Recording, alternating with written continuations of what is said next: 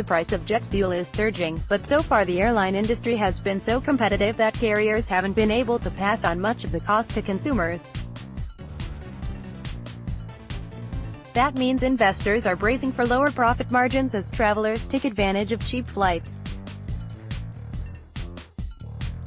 An abundance of seats in the domestic market means airlines have limited ability to boost fares, and most companies aren't willing to trim ahead of the summer travel surge. Southwest Airlines Co.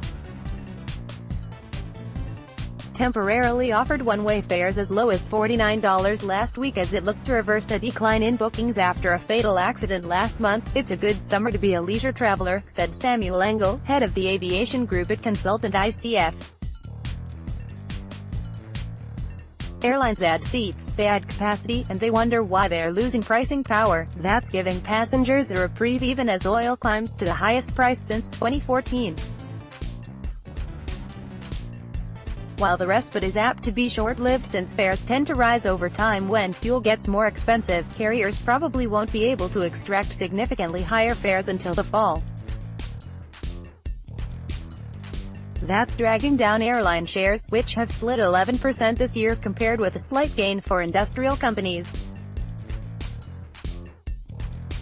Mary Schlangenstein, copyright 2018 Bloomberg LP Domestic expansion airline schedules indicate available seats and flights on domestic routes will climb 5.7% this quarter, the most among global geographic regions, Brandon Oglensky, a Barclays analyst, said in a report this month.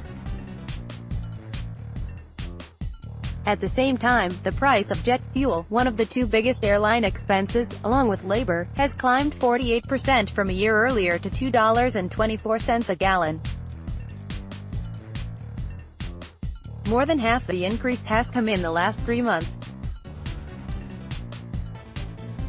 American Airlines Group Inc., the world's largest carrier, cut its earnings outlook last month, citing a rapid run-up in fuel costs. The company expects to pay $2.3 billion more for fuel this year than in 2017, with only $300 million of that coming from more gallons burned. The largest carriers are still expected to report another year of multi-billion-dollar profits. Gone are the days when the industry would tremble when oil prices rose.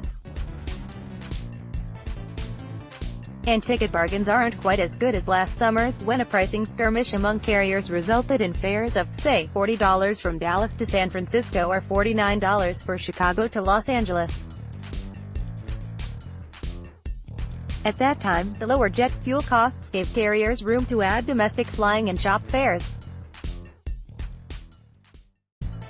Failed increases, but this summer, even as costs jump, airlines are still having trouble boosting domestic fares to keep pace. Delta Airlines Inc. tried and failed to raise prices for 2 straight months. Jamie Baker, a J.P. Morgan Chase.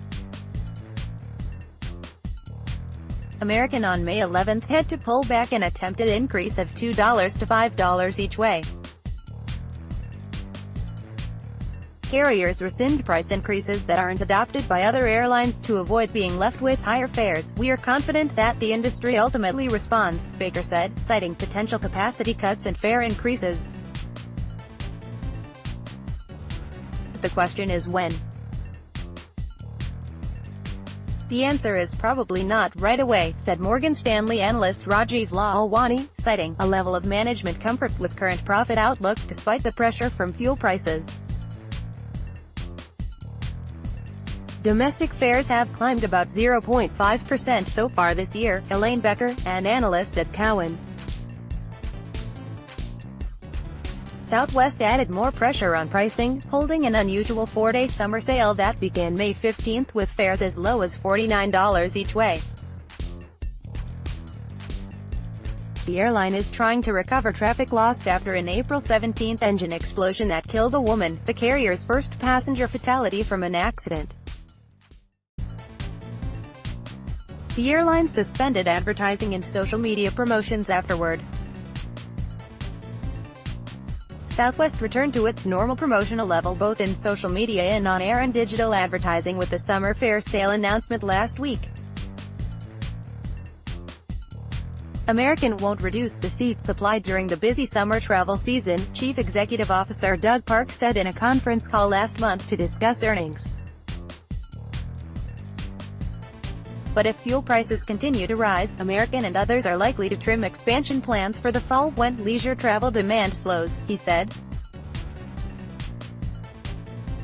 Covering costs, legacy carriers, including American and Delta, will probably raise the price of upgrading from discount-level tickets, and limit fare increases to more business-oriented routes where the airlines don't have much competition from low-cost competitors, ICF Sengel said. A smaller rival, Alaska Air Group Inc., has trimmed its planned expansion this year by 1 percentage point to 6.5%. Deep discounters like Spirit and Frontier Airlines generally try to cover higher fuel costs by tweaking charges for items such as seat assignments, snacks and drinks, which provide about 50% of their revenue, he said. Spirit raised domestic fares $3 each way Monday, J.P. Morgan said. Spirit will make some changes to our network that reflect the higher cost, starting this fall, President Ted Christie said in an interview earlier this month. That means capacity growth will slow in the fourth quarter and possibly next year, he said, with assistance from Justin Bachman. Copyright 2018 Bloomberg LP. This article was written by Mary Schlangenstein from Bloomberg and was legally licensed through the NewsCard publisher network. Please direct all licensing questions to legal@newscard.com.